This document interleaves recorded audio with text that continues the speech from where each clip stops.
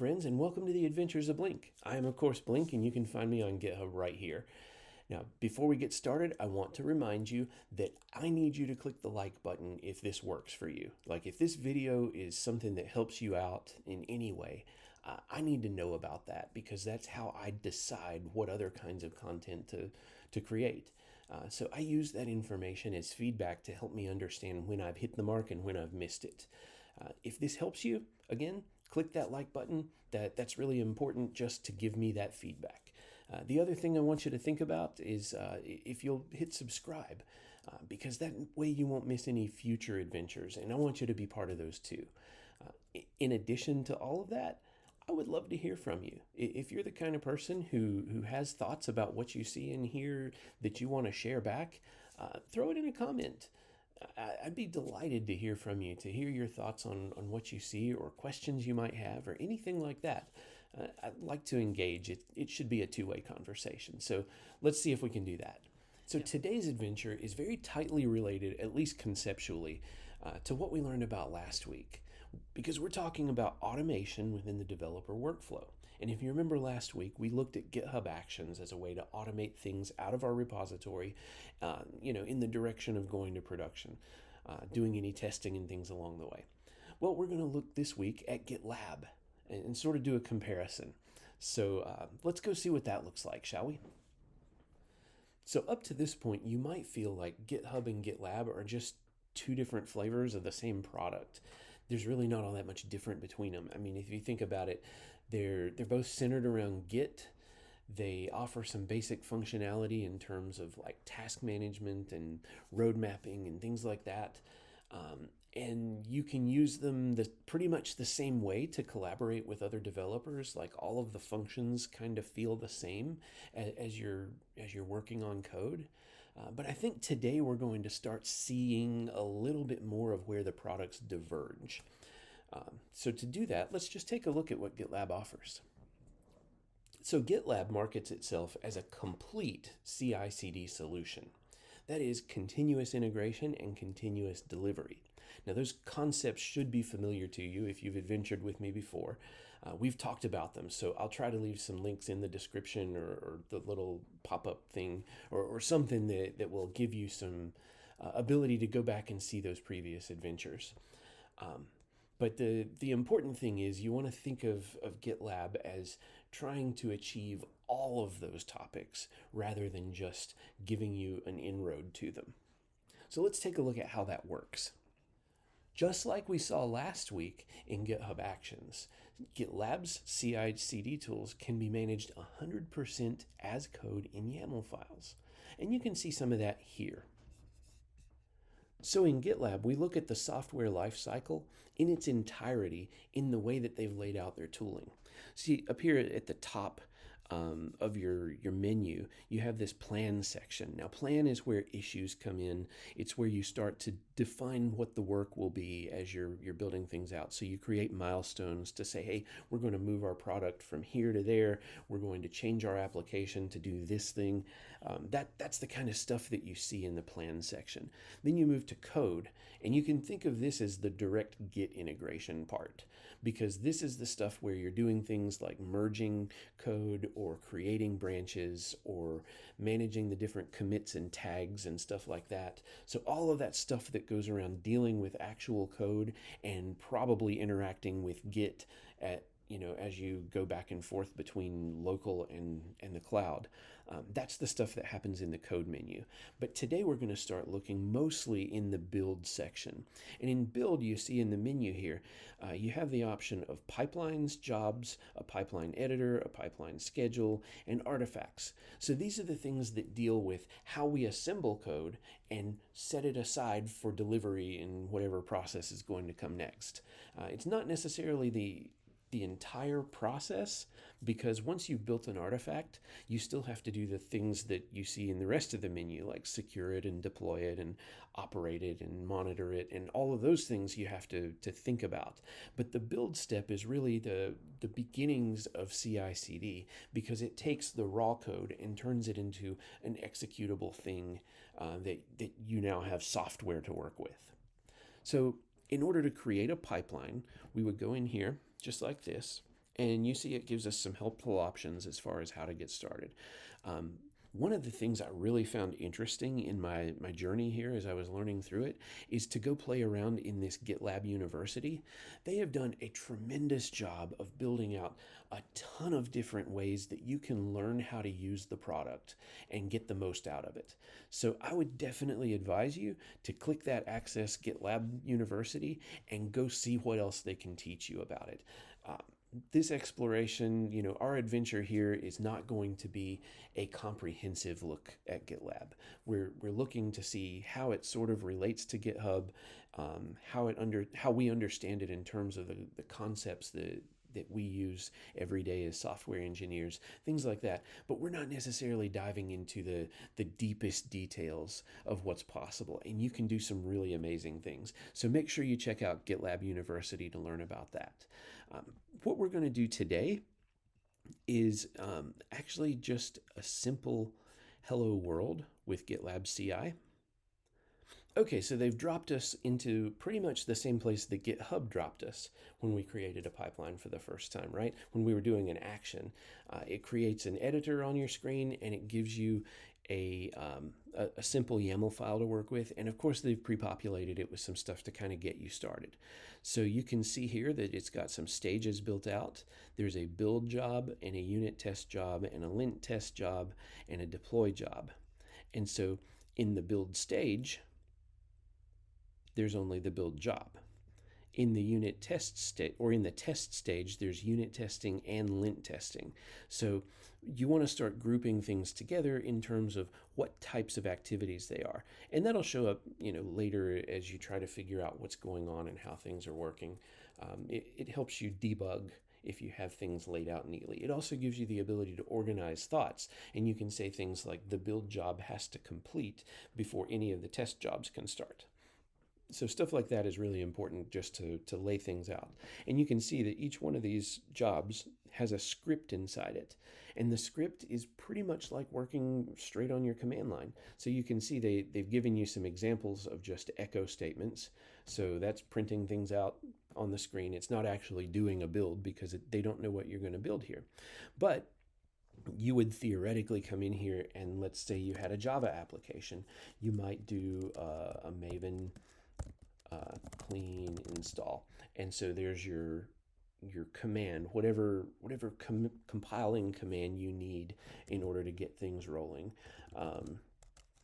If you're doing like a C program, then you might have your make and then your make install and all that stuff in here. So whatever tooling you're using, anything you would do on your personal command line, you do right here in these YAML statements, and they'll be passed into the runner as actual CLI commands.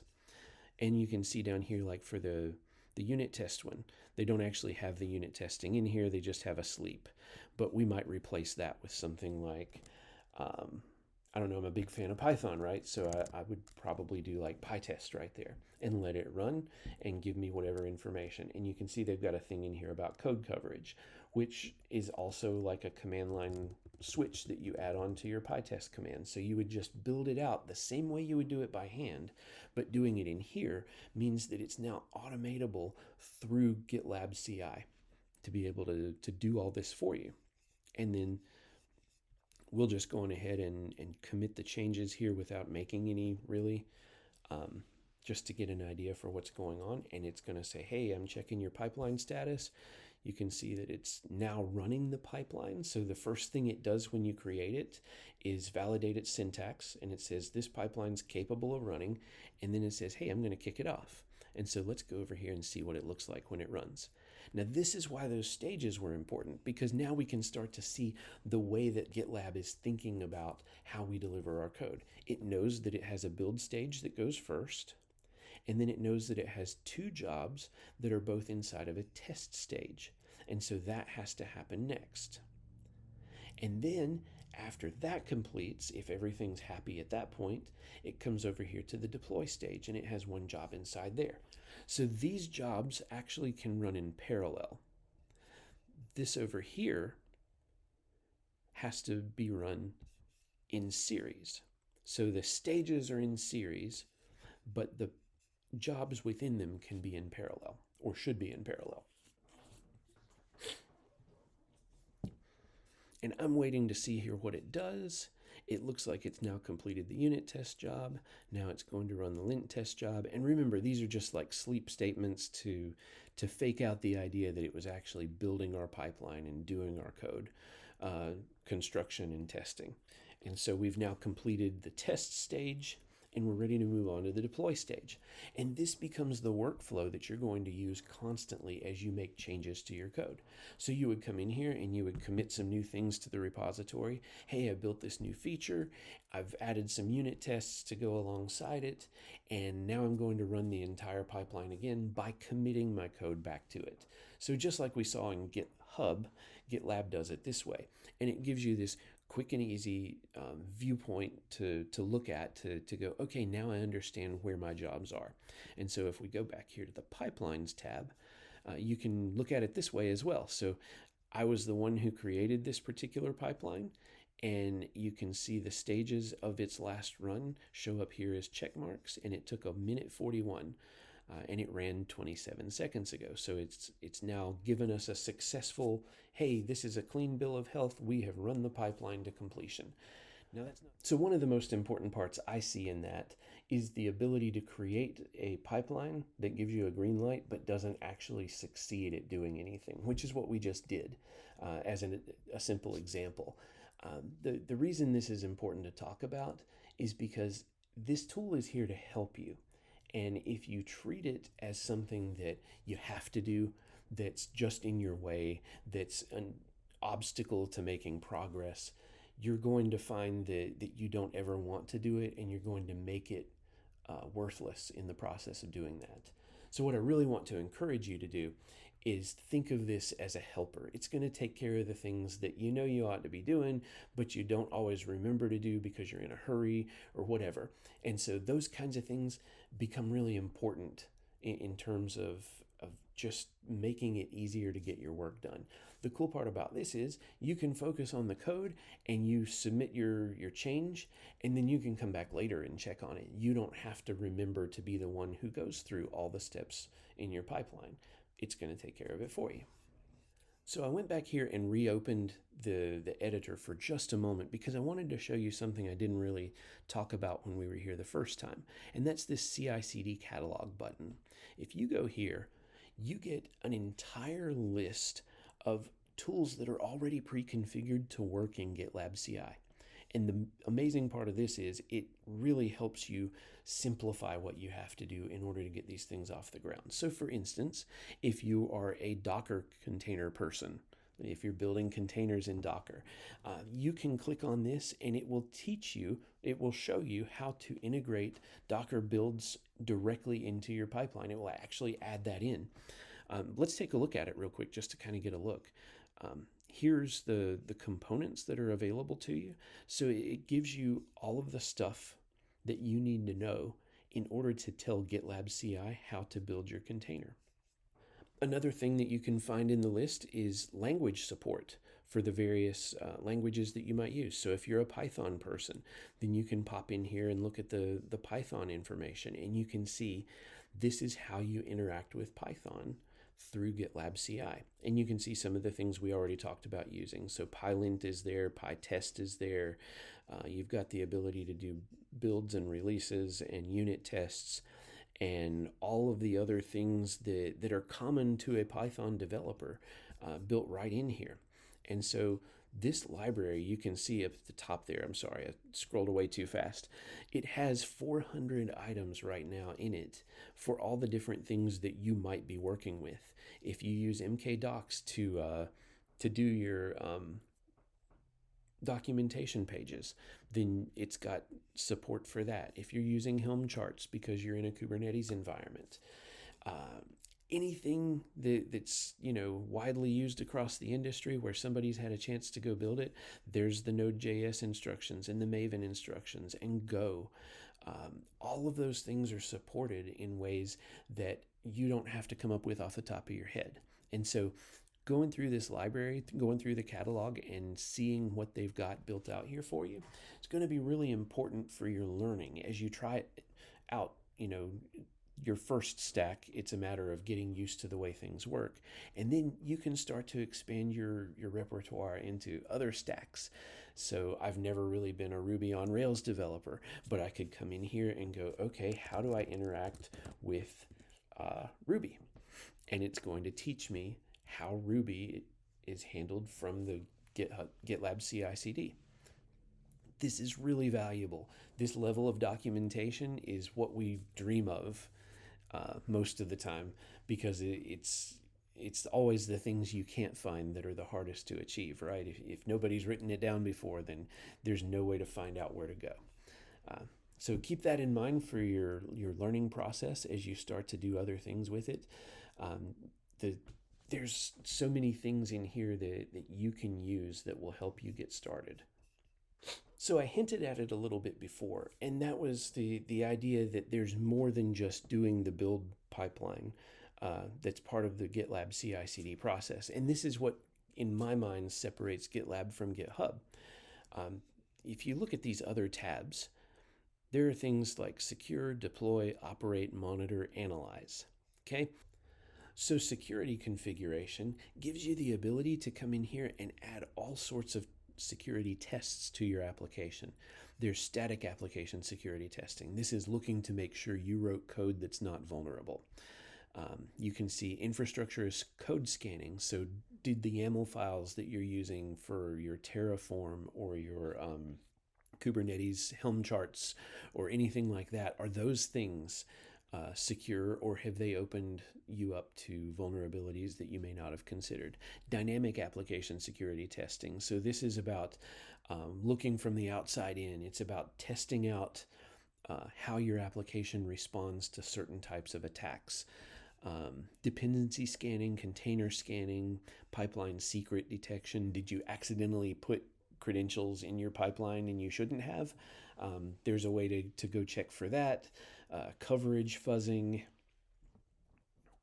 So how do you find the bugs? How do you find the things that might be a little weird, but they're not easy to locate? The tools are built right in here to be able to do that. The deployment steps. If we move on from security and talk about those, you have the ability to stand up package registries and container registries right here within the tool. And so if I go here and do this, I have a package registry that's available. So when I build and publish my code, it's right here. And that means that I can make it available to anybody who has access to the repository. So for internal code, of course, that's something you're going to keep protected from the outside world. But if you're publishing to the internet, if you're publishing an open source project, here's your package registry to say, here's where you can go to download our code and see our latest version. Container registry works the same way, but for Docker containers and things like that. Pages. GitLab Pages gives you the ability to build your documentation as a static website directly in GitLab.